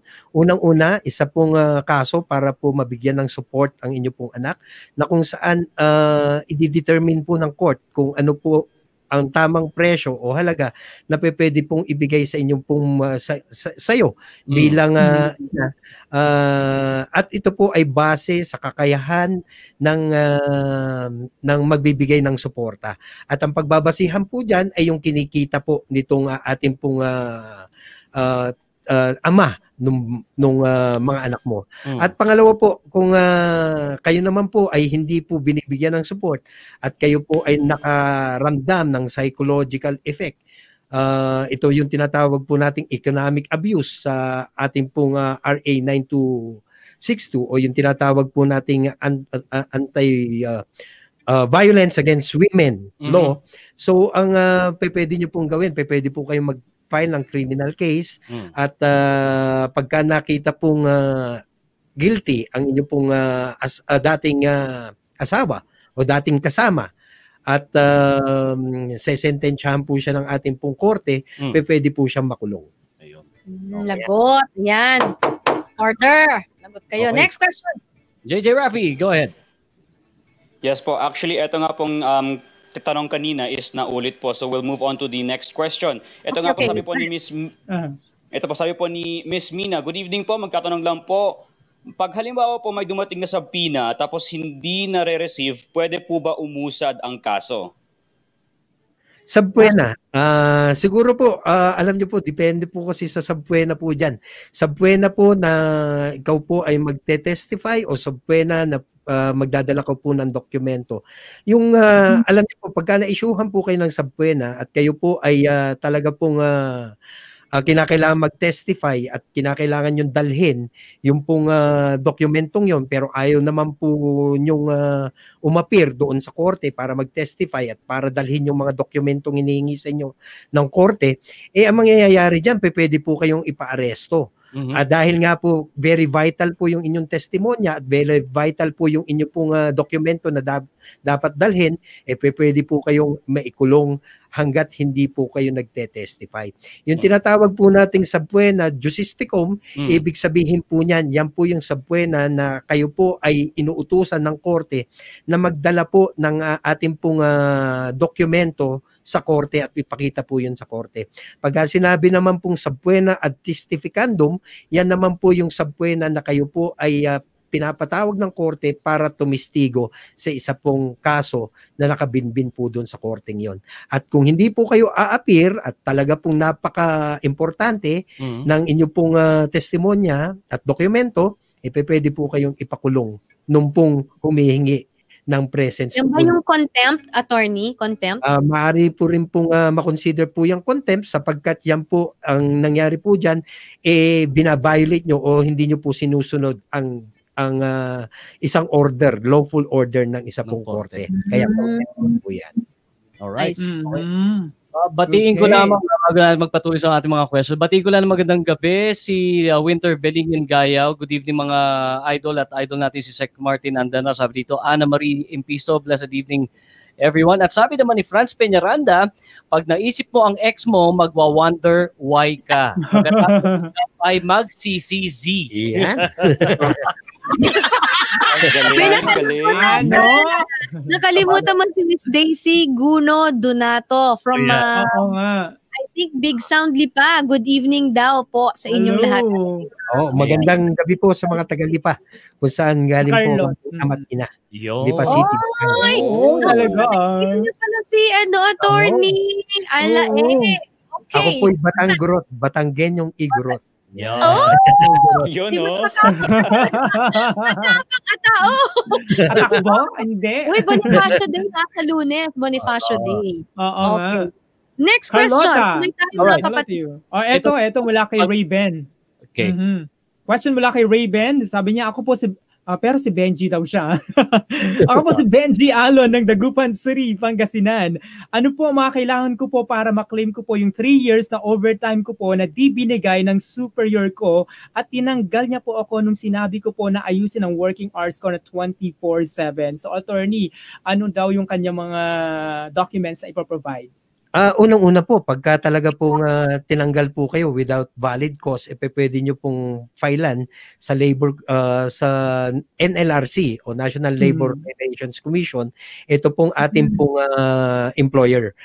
Kasi po yung action po ng supervisor po ninyo na pagtanggal, automatic yan na rin po ay action ng ating pong employer unless may pakita po nila sa NLRC na hindi po yun aksyon ng ating pong kumpanya. Pangalawa po, kung hindi naman po kayo binibigyan at sinatawag po nating overtime, pwede nyo rin pong idulog yan sa National Labor Relations Commission. Isabay nyo po yung illegal dismissal, kasama na rin po yung inyong claim for non-payment of overtime pay. Ang mangyayari lamang po dyan, ipakita nyo lamang po any proof of employment at proof na kayo po ay nagtrabaho ng overtime at hindi po kayo binabayaran. Yan lamang po ang kinakailangan nyo pong ipakita. Speaking of overtime, attorney, syempre 8:30 na, time check. Overtime po tayo. 8:30. Sa dami po ng tanong. You are still with us dito sa Basta Batas. Kailangan po nating sagutin. Ito po yung pangako kasi natin, attorney, pasensya na. Ito yung pangako natin sa ating mga kabatas. Marami ho kasing bigla talagang inulan. Parang nag-release yung Magat Dam sa Basta Batas. Ibig sabihin nun, gustong-gusto nilang si attorney sumagot. Oo, tama. Antayin yung ako sumagot, ewan ko lang. Next question. Right, sabi ni Jen May, good morning, sir. Good morning, sir. Tanong ko po, pwede po ba makasuhan ng isang driver na hindi nagbayad sa amount ng settlement ng minor damage ng sasakyan? Maraming salamat po. Alam niyo po, pwede po siya makasuhan dyan na reckless imprudence resulting to damage to property at yan po isang criminal case. Bagamat wala pong kulong yan, pwede pa rin pong mapatunayan yan sa korte at siya po ay uutusan ng ating pong hukuman na bayaran po yung damages na natamo nito pong may-ari ng ating pong nagasgasan o na damage na sasakyan. Alright. Ito, diretso ito, no?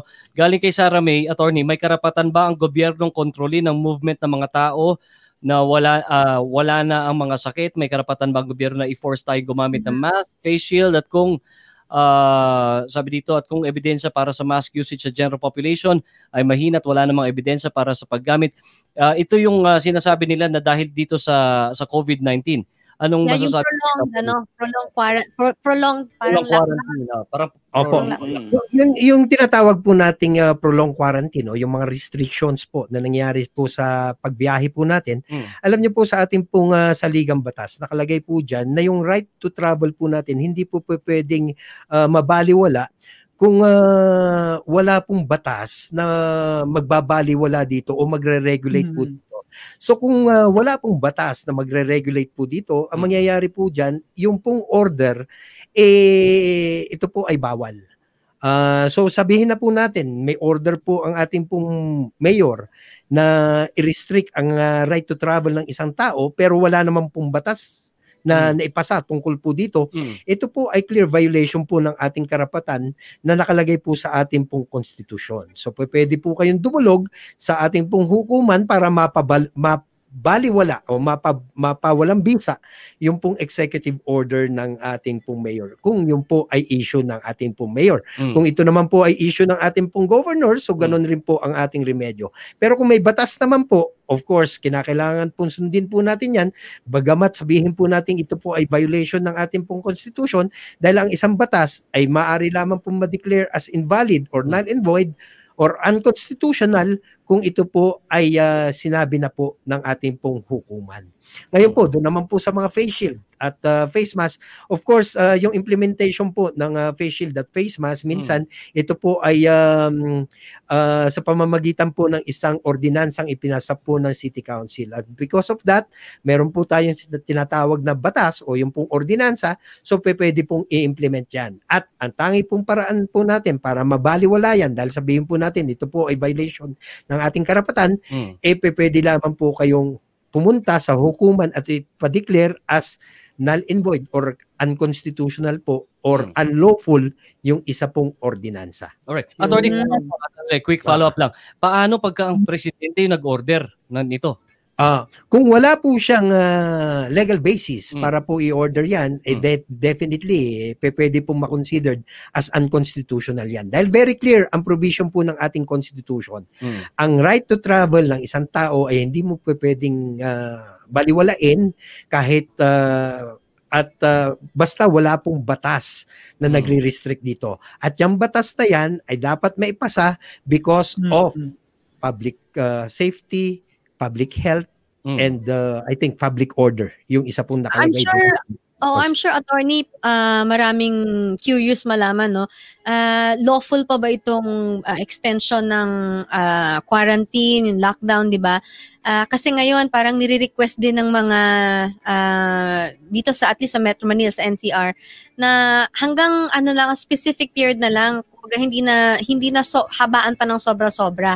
Kasi, I have kids also. Although I am concerned about their safety, concerned din ako dun sa kanilang overall well-being, especially sa kanilang mental state. Dahil hindi ko talaga makakabuti sa ating lahat yung prolonged na lockdown o yung quarantine. Pero, kung ang safety naman din ang pinag-uusapan tungkol nga sa pandemic, that's also another thing. Sana mapagbigyan ng pansin ito, no, ng mga kinauukulan for additional evaluation. Now, bago ko ipagpatuloy, gusto ko lang sabihin kay DJ Rhyme ng Big Sound Solano na sabi niya kasi dalawang klase lang ng tao, manloloko at nagpapaloko. Kaya huwag nang magpautang para hindi sumakit ang ulo, baka iyan ang pudyat ng away mo. Yun na nga sinasabi, DJ Rhyme. Relate si DJ Rhyme. Relate.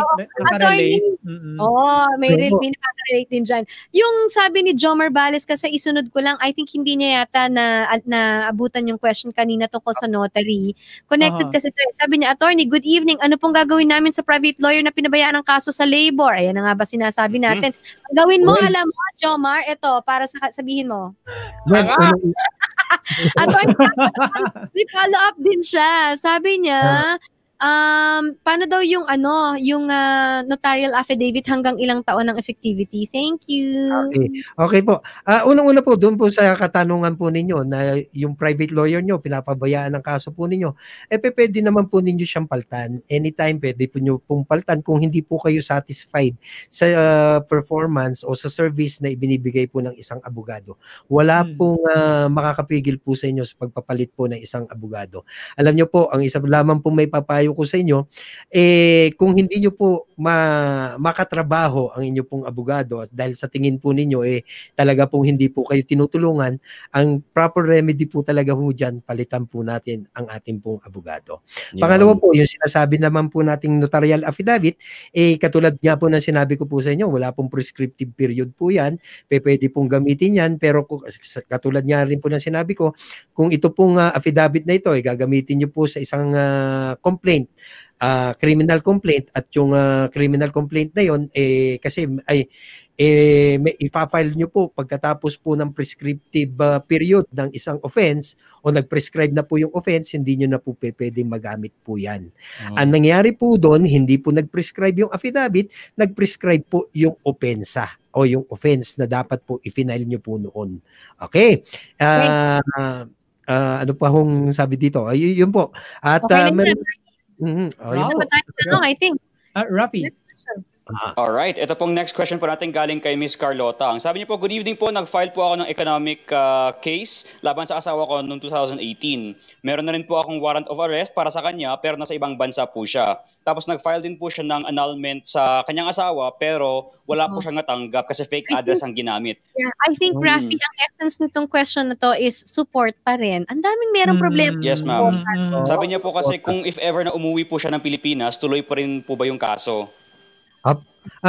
Ang masasagot po natin, unang-una po, ang economic abuse, yan po yung tinatawag po nating sa VAUSI o yung Violence Against Women law. Yan po ay failure to give support doon po sa kanilang minor child. So dahil hindi ka po nagbibigay ng suporta, pwede ka pong makasuhan dyan at pwede ka pong ma-issuehan ng warrant of arrest. At because of that, dahil na-issuehan ka ng warrant of arrest, dahil hindi mo sa pagbibigay ng suporta, so kahit ikaw ay nag-file na ng annulment at nag-grant yung annulment na yan, tuloy pa rin po yung inyo pong kaso dahil ang kaso po ninyo ay failure to give support. At pangalawa, ang reckoning period po kasi ng isang krimen ay yung date o yung araw na ginawa mo po yung krimen. So, ginawa mo yung krimen, sabihin na po natin na kasal pa kayo, so automatic. Kahit na annul yan, wala pa ring epekto yung annulment na yon. So, ang sinasabi lang po natin dyan, at the time of the commission of the crime, ikaw ay kasal, ikaw ay hindi. Basta failure to give support ang kaso, definitely, kahit na annul yan, pwede pa rin mapailan ng kaso. O pwede pa rin matuloy-tuloy yung kaso. Wow. Alright, next question. And actually mga kabatas, si Carlota ay nanonood sa ating ngayong gabi. Thank you so much, Carlota. And hello, ma'am. Alright, ito attorney sabi ni Melaniel, okay, separated na daw sila ng kanyang ex-husband for 15 years at may kanya-kanya silang pamilya. Ang tinatanong niya ngayon kung how much po yung gastos sa annulment. Alam niyo po, depende po kasi yan sa abogado po ninyo. Kasi minsan yung mga abogado napakataas sumingil dahil nga tinatawag po natin na magaling, di ba? Hindi naman lahat magagaling. Oo, dikang panilya. Yan, mga dikang panilyang abogado. Pero ang malamang ang inyo pong grounds for the annulment psychological incapacity. So ang i-consider nyo rin po yung bayad nyo po sa doktor na magte-testify o yung psychiatrist na magte-testify o psychologist na magte-testify. So yan po ay babayaran nyo rin po. Plus yung inyo pong gastos sa publication kung kinakailangan i-publish po yung inyo pong petition o yung inyo pong complaint. At pangatlo, yung pong inyo pong filing fee, kinakailangan babayaran nyo rin po yan. And then lastly, yung bayad nyo po sa inyo pong abogado na depende po sa agreement po ninyo kung magkano po yung babayaran nyo po sa abogado. So definitely hindi po fix kung magkano pong babayaran po ninyo. May mga average ballpark figure, attorney? Siguro nasa 120,000 pagka Bakit tinatanong mo, Rico? DJ Rico, may problema ka ba sa bata? Magsabi ka lang. Rico dyan. Joke lang. Hello, Mrs. Rico dyan. Magandang gabi po. Magandang gabi. Sabi ganun, oh my God. Okay. Kati, sabi dito ni Kati, meron sa regarding sa support ng tatay sa anak. pwede pa rin ba ikaso kahit na walang trabaho yung tatay? Alam niyo po kasi, ang problema po natin, pwede niyo pong i-file yan. Pero ang problema po, kasi ang basihan po ng determination ng support is the capacity and capability of the person to give support. So, kung wala kang trabaho, definitely, yan ang magiging depensa niya. At dahil wala nga po siyang trabaho, ano po may ibibigay niya? Wala po siyang kapasidad. Hindi mo naman mapipiga yung wala ng di ba? Yes po. So, yun po magiging depensa niya definitely. Pero pwede niyo pa rin po isampayan. Alam niyo po, kung wala po kasing trabaho ang isang tao, at kailangan magbigay siya ng suporta, pero may ari-arian siya, pwedeng yung ari-arian na yan ang gamitin para maibigay po yung support. In connection with that, Tony, ang question ko is, halimbawa, paano kung yung ari-arian na yon nakapangalan pa sa magulang? Kasi 'di ba, hindi pa nata-transfer, hindi pa technically, hindi pa sa'yo yon, 'di ba? Oo. So ang mangyayari doon, in case na hindi pa nakapangalan sa kanya, so hindi pa considered as property niya yon. So pwede pa rin sabihin niya na hindi kanya yan at yan ang magiging depensa niya. So dapat yun yung property niya. Okay, gets. Alright, next question. Alright, mula kay Beng, sabi ni Beng, dito po sa tinitirahan namin na road widening dito po sa may Marcos Highway. Ito pong kapitbahay namin, ilang beses po siyang nagpa-dialogue sa barangay para daw po sa right of way daw niya dito sa old house namin. Sa pagkakaalam ko po, may daanan naman po sila. Tapos ano po ang kukunin nila na right of way, attorney? Ano po ba dapat nilang gawin daw? Okay. Issue ng right of way. Siguro po yung Marcos Highway na yan, dito po sa Baguio yan. Unang-una po, kasi Meron din pala sa Manila. Akala ko dito sa Manila, papuntang Marikina. Ano ba? Okay. Ang dami po kasi yung demolition dito sa Marcos Highway. So ito po yung ang akin pong opinion dyan. No, legal advice ko po dyan ay unang-una po, tingnan nyo po kung ano po yung tinatawag niya pong right of way. Ano pong karapatan niya para humingi po ng right of way. Unang-una po, kung titled po yung mga properties po ninyo, definitely dapat yung pong road right of way na yan naka-annotate o nakalagay po sa ating pong titulo. Pagka wala po yun, sa mga titulo po ninyo, lalong-lalo na po sa inyo at hindi naka-annotate doon na meron dapat parte ng inyong lupa na gagawing right of way, ang mangyayari po dyan, hindi po pwede makuha yon kung wala po sa inyo pong titulo. Pangalawa po, kung ang right of way naman na sinasabi is part of the kalsada, dahil nga po yan po ay isang highway katulad po ng Marcos Highway, kung yan po ay kalsada, definitely parte po, magiging road right of way yan dahil parte nga po ng kalsada. So, pwede po kayong paalisin, pa-demolish.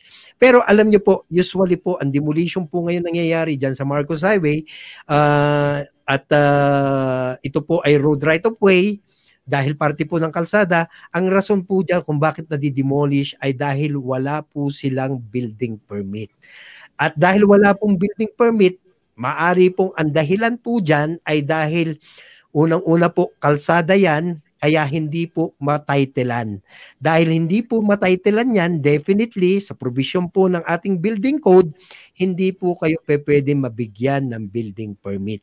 At dahil wala pong building permit, pwede po kayo ipa-demolish, summarily, by order of the city mayor, i-issuehan po kayo ng demolition order, so ang mangyayari po doon, i-demolish. Ayun na, oo nga. Basta batas. Basta batas. Basta batas. Oy, hi daw, sabi ni Ronnie Ponce. Hi, bakit ikaw lang, Piolo? Bakit ganon? Listener ko siya before sabi. Okay, next question, please.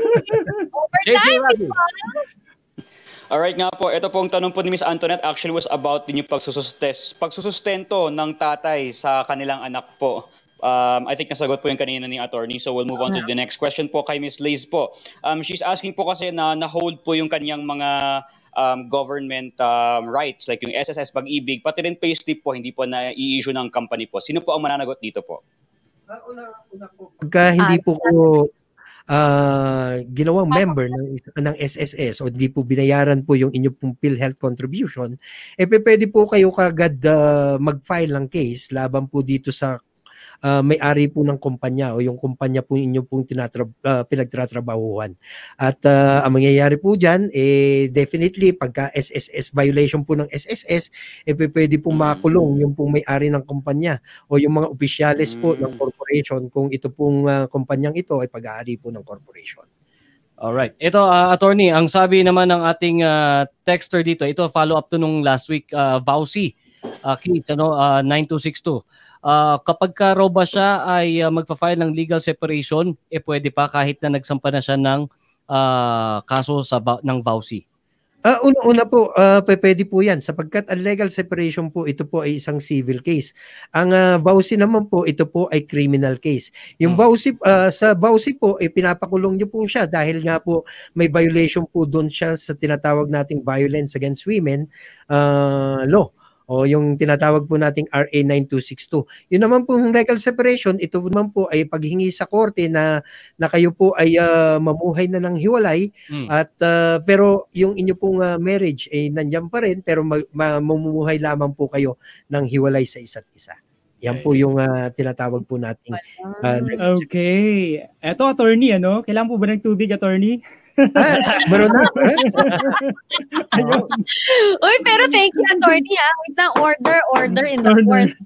Oo, kasama na natin si Madam Camillionario dito, ang Milyanyong Milyonaryo. Mamaya tatanungin natin siya anong aabangan natin next week. Last question. Sabi dito, nasa Mindanao po ang aking anak dahil iniwan ng kanyang ina sa kapitbahay lang ako po ang tunay na ama. Ang hirap pala ng pagbabasa ng dire-diretso, no? Hindi po kami kasal ng kanyang ina. Oo.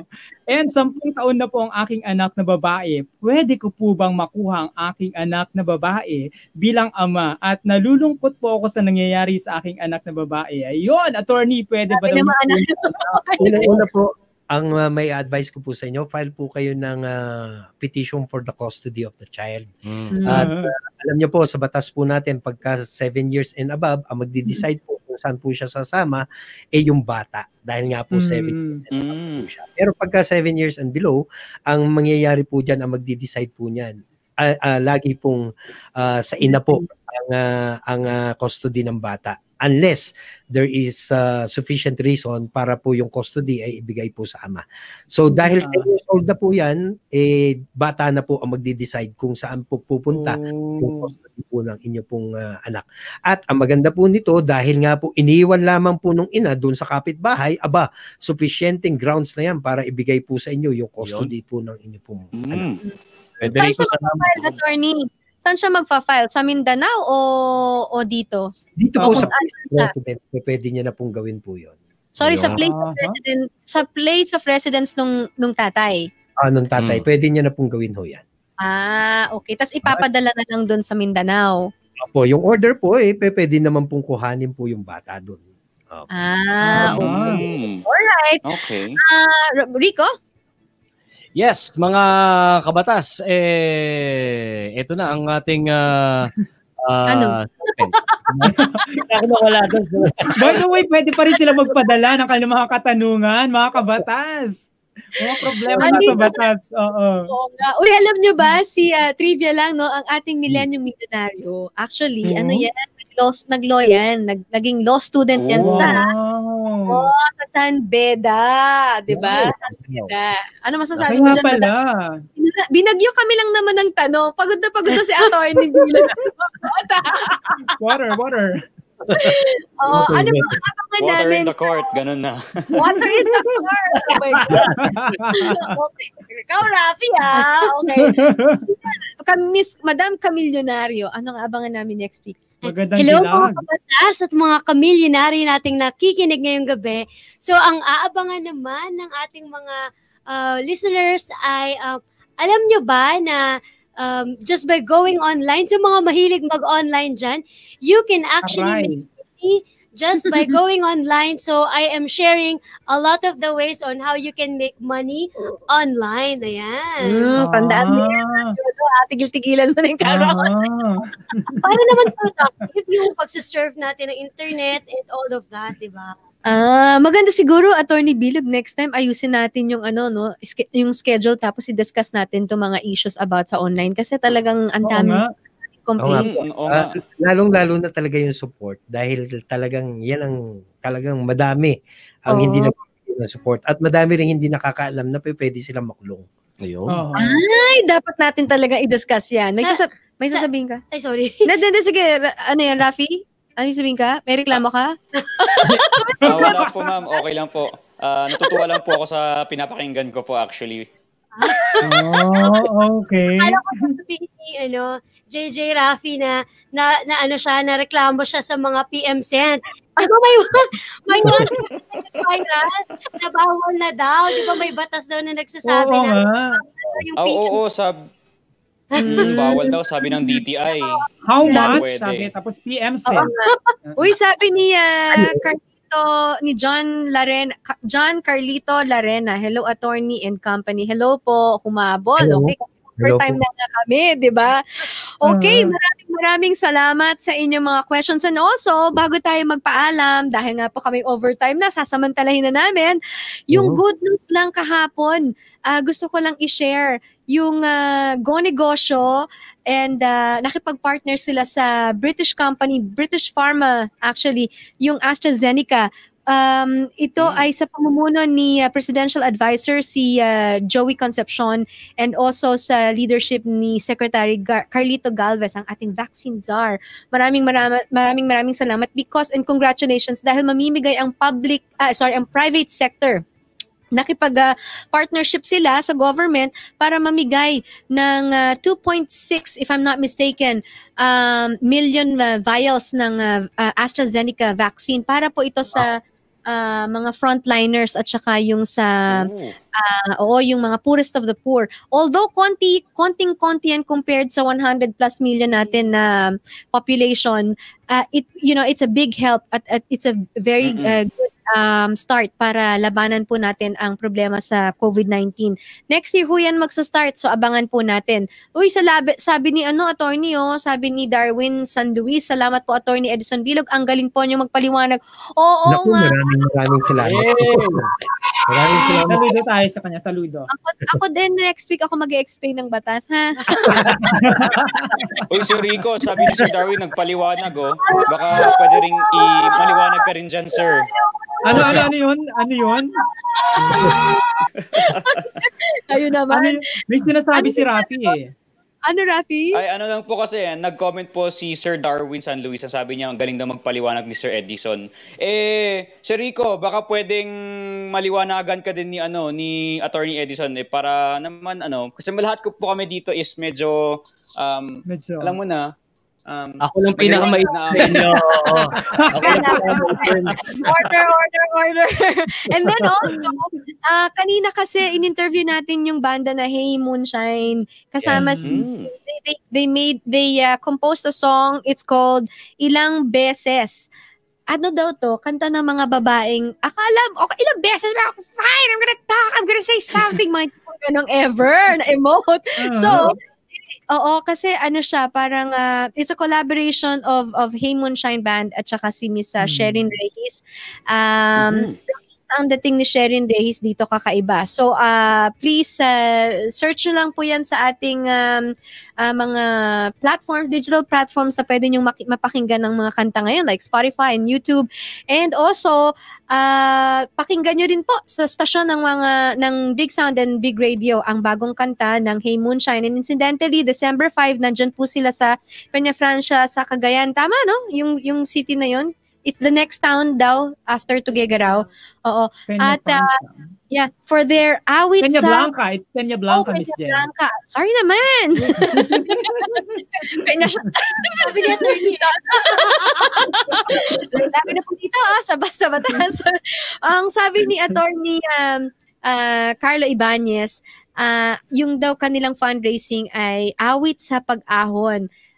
Tulong yan sa mga nasalanta ng bagyo. Hindi lang dyan naman pala sa Cagayan, dito rin sa Rizal at saka sa Marikina. Also, we have, ang Vanguard Radio Network ay may maganda pang balita sa ating mga listeners and viewers. Hindi lang dito sa Basta Batas, sa lahat po ng nakikinig ng Big Sound and Big Radio. You know why? Why? Why?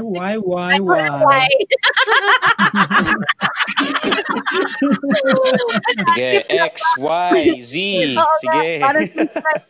Hindi kasi ang Vanguard Radio Network is partnering with the Israeli Chamber of Commerce here in the Philippines. Wow. And also ang Taipei Economic and Cultural Office, diba? Kung ano po ang pwede ninyong matutunan, malaman, marami po. Hindi lang sa negosyo, hindi lang sa sa education, hindi lang sa culture, marami pang iba. Please watch out for that kasi meron po kaming good news na ibabahagi sa inyo from the Israeli Chamber of Commerce here in the Philippines and the Taipei Economic and Cultural Office. Abangan niyo ho yan. I'm so excited. Excited talaga. Excited. I'm so excited kasi po, napakaganda po nito para sa ating lahat. Also, Mr. Bruce Mones, pwede mo bang pakita yung aming visit sa TECO dito sa kanilang embassy, sa embassy po ng Taiwan. Ayan. Yan po ang kanilang director for media, si Mr. Jerry Chang, di ba? Ang bilis naman, Bruce. Pakiulit naman. Pambira ka with our president. Oo, agad-agad with our president and CEO, Mr. Noel Galvez. And also, ang bilis. Bruce, ano ba? Pwede pa i-post. And also, Mr. Attorney Joel Chianglin. Taiwanese yan si Attorney Joel. Baka akala nyo. Okay. Also, huling-huli na rin po. Para sa kaalaman ng lahat. Rico, handa ka na ba? Handa ka na ba dyan sa bed mo na ipi-play? Handa ka na? Gusto ho naming batiin ng happy birthday si Bruce. Si Mr.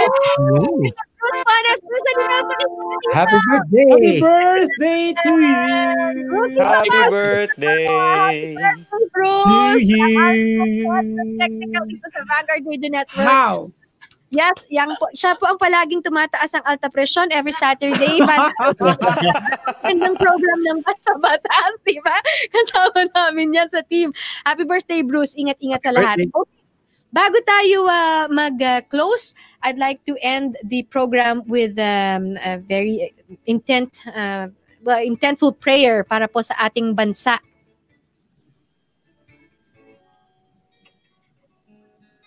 Lord, we just want to thank you for another evening, another episode po ng Basta Batas. Ang dami ho naming problema, hindi lang po problema sa bayan, issue kung anumang batas, kaliwat kanan, sa finances, sa trabaho, marami rin po kaming problemang iniisip tungkol sa batas. Nagpapasalamat po kami because you have been continually using Basta Batas sa himpilan po ng Vanguard Radio Network as a program, as a platform, as a tool para po makatulong sa aming lahat na nangangailangan po ng wisdom mula sa isang seasoned na abogado katulad po ni Attorney Edison Bilog. Thank you, Lord, for keeping us all safe. Wala po kaming COVID, wala po kaming sakit, ni sipon, wala po kami, nagpapasalamat kami. In the same prayer, Lord God, we extend to all our listeners and viewers, Lord, of this show. May you keep us strong and united. May you keep us healthy. May you keep us focused, Lord, sa intention mo for this show na makatulong po sa mga nasa medyo naaalangan sa batas at gusto lang at maski po doon sa mga gustong magkaroon lang ng karagdagang alaman about about the laws of the land. So Lord, continue to bless the show, continue to bless those who listen and tune into the show, and continue, Lord God, to bless those who are inspired to do probably yung effort na ginagawa po ng programang ito. Lord, thank you very much. We lift up to you our nation, lahat po ng mga namumuno, at sana po ay bigyan mo po kami ng patuloy na protection at sustenance, be it for our health, and also for our finances, Father God. We thank you, Lord God. We lift up to you everything. In Jesus' name we pray. Amen. Amen. Alright, maraming salamat sa mga nanood, nakinig. Abay mga kabatas, hindi po rason ng pagiging mangmang sa batas para ito ilabagin. Alamin ito sa programang Basta Batas. Ako po si Rico Jan na 95.9 Big Sound FM Baguio. Attorney Edison? Yes, magandang gabi po. At kung meron po kayong katanungan, well, i-message nyo lamang po sa Facebook account nito pong Basta Batas. Muli po sa inyo, maraming salamat. Diyos tagina kada kayo amamin, and may God be with you. And from best of the best in Metro Kawayan, 95.3 Big Sound FM, my name is DJ Piolo. God bless everyone and happy weekend! Mga kabatas, kasama po naming naghatid sa inyo ng programa ngayong gabi ang Basta Batas team from Baguio City, sina Rico John Ferrer, Jerry Palmeda on technicals, Rafi Tukso, Ms. Chit Hoson, and with our guest lawyer, former Baguio City Vice Mayor, Attorney Edison Bilog. Dyan po sa Kawayan, Isabela, sina DJ Piolo and Mr. Romy Antonio from Vanguard Radio Network. Dito po sa Mandaluyong City, sina Bruce Mones, Victor Villanueva, Alberto Pascual, and our President and CEO, Mr. Noel Galvez. Siyempre, kasama po namin dito sa studio si Miss Miss Camille Leonario ng Milenyong Milyonaryo. Mga kabatas, this is Jen Galvez. Muling nagpapaalala na kung may tama, purihin ha. Kung may mali, punahin. Dito sa Basta Batas, kami ay patas until next Saturday, alas 7 ng gabi, heard on radio, seen on Facebook and YouTube. Thank you for joining us. God bless you and God bless the Philippines. This is your Vanguard Radio Network. Basta Batas. Basta Batas. Basta Batas. Important opinion and views of the host and guests are not necessarily the stand of Vanguard Radio Network and its management.